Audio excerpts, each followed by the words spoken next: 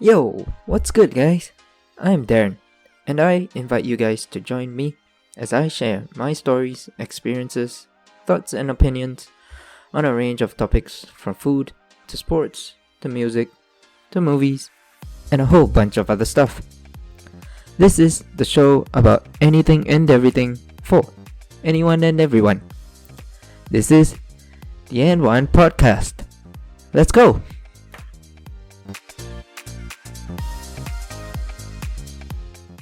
Happy New Year, everybody, and welcome back to another episode of the N1 Podcast. I'm your host, Darren, and first of all, how's everybody doing? I hope everybody's well as we usher in 2022. So in today's episode, I want to talk about the NBA season, and in particular, I want to talk about injuries, health and safety protocols. I want to talk about the 10-day contracts that are being issued out to players who we haven't seen in a long time. I also want to talk about the MVP race. Now it's heating up. It's getting exciting. And lastly, I also want to talk about 2 returning players. Alright? I'm excited. I can't wait. And I hope you guys can too. So without further ado, let's go. Alright, now the current NBA season has been a roller coaster ride. It has been wild, right, to say the least. And so many teams are dealing with injuries and health and safety protocols, and we see teams having to cancel or postpone games due to the lack of available players. And as a fan, I hate to see it, right? Because I love when teams are competing against the very best every game. I really hate to see when teams are getting beaten in such a one-sided victory, right? And I love when the best are competing against each other and just going hard at it all throughout the game. And but because of injuries and health and safety protocols, so many teams and rosters are so depleted. We see stars and bench players all missing games and a lot of time, right? And personally, as a Miami Heat fan, I say the squad, the Miami Heat are no exception. The Heat have been riddled with injuries and tons of players are out with the health and safety protocol. And we can just go down the line, right? From Kyle Lowry, who was out with I think a minor injury, and then Duncan Robinson, Jimmy Butler, PJ Tucker, Bam Adebayo, and that's just the starting 5, right? And then we go down the bench. We got Dwayne Dedman, 6th Man of the Year candidate Tyler Hero, who I think has been having a breakout year. He's averaging, I think, 21 points off the bench, and but now because of the lack of available starters, he's had to start a few games. And I think he's the front runner for 6th Man of the Year, no doubt, right? And then even guys like Max Strus and Caleb Martin, who have been playing so well, but because of injuries and health and safety protocols, we don't get to see a lot of our favorite players playing, right? And this season, especially for as a Miami Heat fan, and it has been so frustrating to watch, but yet the Miami Heat are still able to maintain the 4th seed in the Eastern Conference. And I just love that about the Miami Heat. There's always this next man up mentality. It doesn't matter who's playing. You could be a starter, you could be a star, or you could be just a role player. It's that next man up mentality that and the Heat culture that I really love, right? And I just hope it continues for the rest of the season. I hope that throughout these injuries and protocols and having players miss tons of games, I just hope that the Miami Heat can maintain a top seed at least up until the playoffs. And once the squad gets to the playoffs, and everybody comes back healthy, I think the Miami Heat is a tough squad to beat, right? And I think this Miami Heat team, when firing on all cylinders, and when guys are back healthy, guys like Jimmy Butler, Bam Adebayo, Kyle Lowry, hell, there's even Victor Oladipo, and the addition of PJ Tucker has been so massive, and I think when this team is clicking on all fronts, offensively and defensively, this team can be as good as any other in the league. All right, so now with injuries and health and safety protocols, we see a lot of rosters being so depleted. We see a lot of these 10-day contracts being issued out to players who we haven't seen in a long time, right? And I love it. We got to see Isaiah Thomas come back, and I still think he's a starter for. He can be a starter for so many teams in this league, and I still think he has a lot left in the tank. I still think he belongs in the league. All right, and then we see Mario Chalmers coming back to the Miami Heat, and we also see Lance Stevenson, right, making Lance returning to Indiana, and I just love to see it. And just those are just some of the names, just to name a few. Okay, so now I want to talk about the returning players, two in particular. So first, let's start with Klay Thompson.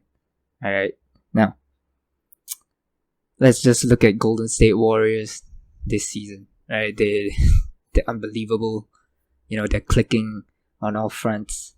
We got guys like Andrew Wiggins and Jordan Poole doing so well on both the offensive and defensive end, and obviously on the offensive end we have Steph Curry, right, who broke the 3-point record, and he's just amazing, right?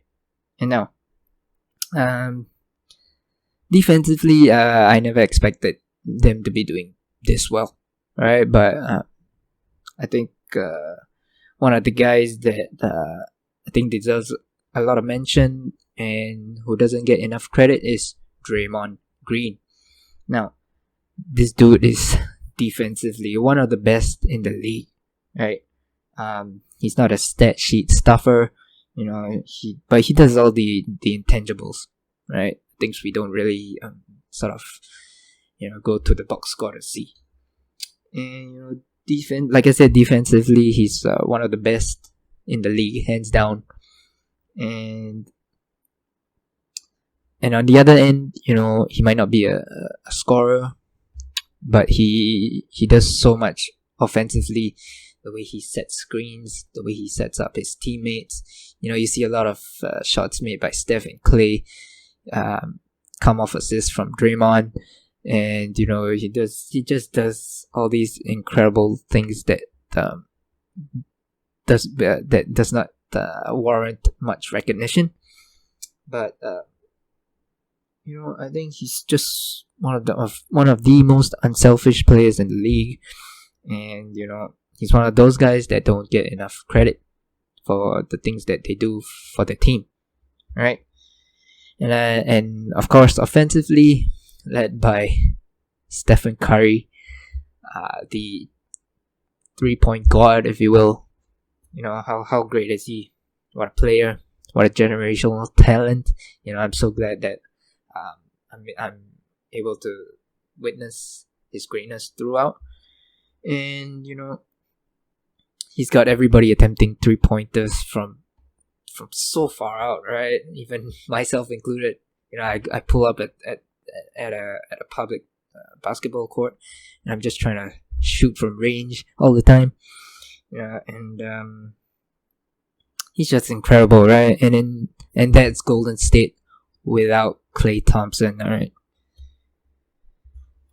And now, can you imagine when Klay Thompson returns? Okay, now who knows if he might be 100% of what he was before the injury, before the 2 devastating injuries. But, we can talk about Steph all we want. We can talk about Steph's greatness as a shooter, as a point guard, but we can talk about his shooting prowess all we want. But let's not forget who his backcourt partner is, who his shooting guard is, right? And that is Klay Thompson. Alright, now Klay Thompson is just as good and just as pure a shooter as Steph is. And, I sometimes think that Klay is more, or would I say even better than Steph. If he took more shots, I think, wow, right? And, but defensively as well, one of the best in the league, and he's so underrated defensively. Right, and I think this Warriors team is gonna be very scary when Klay returns, and of course, barring he's somewhat 90% close to full fitness. The 2 injuries that he sustained was very devastating, and we haven't seen Klay Thompson in around 2 years now, for around 2 years. And but personally, I don't think he will be 100% the player he was. But if he still shoots lights out, like we've seen in the all his shooting videos, the 24 straight threes, and all the practices, and if he's even close to the player that he was, this Golden State Warriors is gonna be so tough to beat. Alright, the next player I want to talk about is Kyrie Irving. Now, I think Kyrie returning to the game is so good for the NBA. Obviously it's so great for us fans. We get to witness his greatness once again. And Kyrie's one of my favorite players to watch, from his handles. I could talk all about his handles, but we all know how great he is. And he can finish anywhere near the rim, even with defenders right in his face. And he can even shoot from range. He can shoot the mid-range, and he's got all these incredible moves. He can do it all. I think the game has greatly missed Kyrie Irving, right? And now, that aside, I don't think we can fault him for making the decisions that he did make. And not fulfilling that vaccination mandate, set by New York. He did face the consequences, not being able to play games, not being able to train with the team. But I'm just glad that he's back. I'm just glad that the Brooklyn Nets have allowed Kyrie to come back, even if they're just for away games. He's an all-star. He's a champion. He's got so much to give to the game. And now the Brooklyn Nets already have James Harden and Kevin Durant. Now these two are, I think, 2 of the top 10 players in the NBA and in the world right now.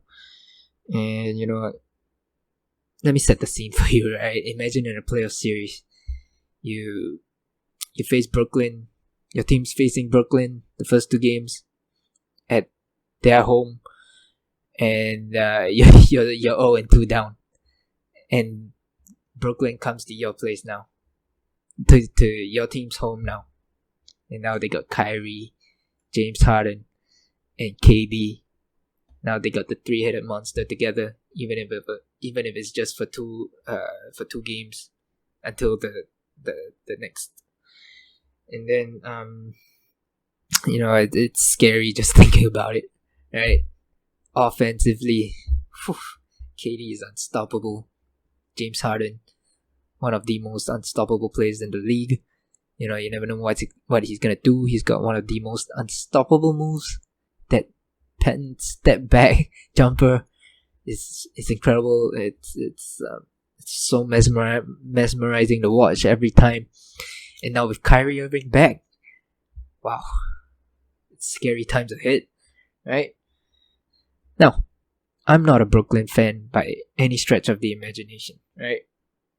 But I'm just so happy that Kyrie's back. Like I said, I'm a fan of Kyrie Irving, and I think that the path to the NBA championship just got a whole of a lot harder. Now, what do you guys think, right? And I can't wait for the postseason.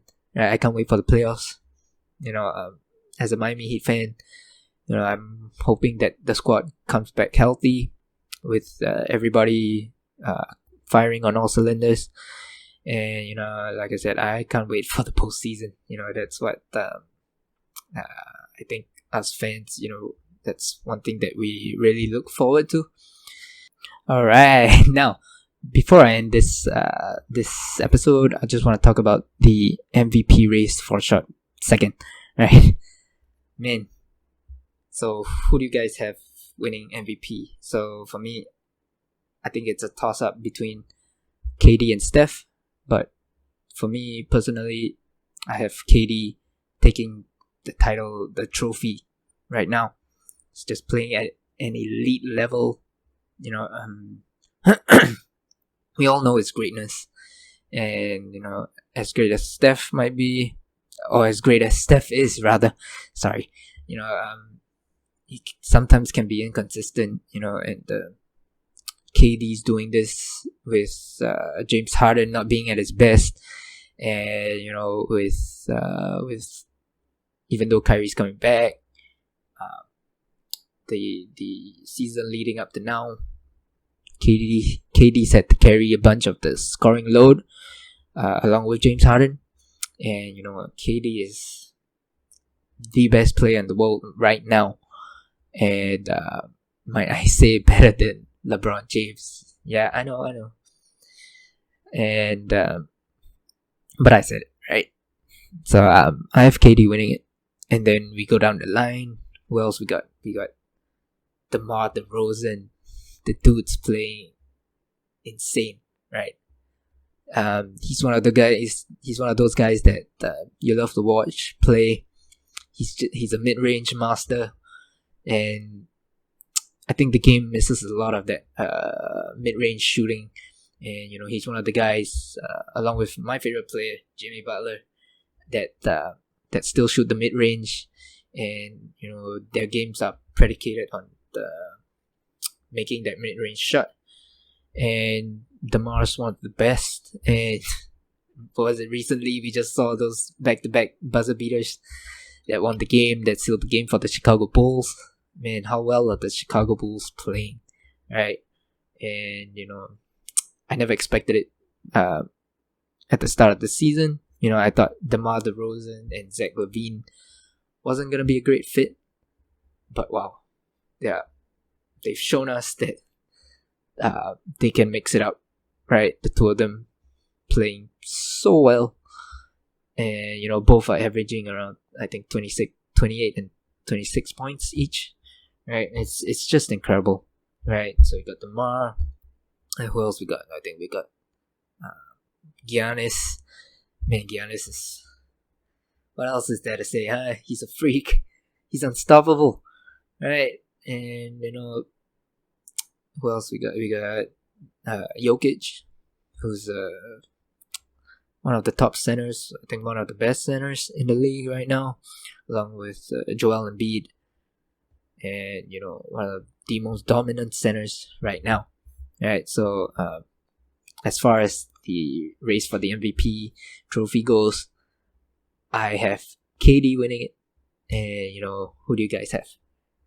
Alrighty. Thanks for tuning in to today's episode. I hope everyone's well as we usher into 2022. And, like I said, I hope you guys enjoyed this episode. And, thank you guys so much for tuning in. And, let me know in the comments, what you guys think about this NBA season. It's been wild. How's your team doing? Who do you think is gonna win the championship?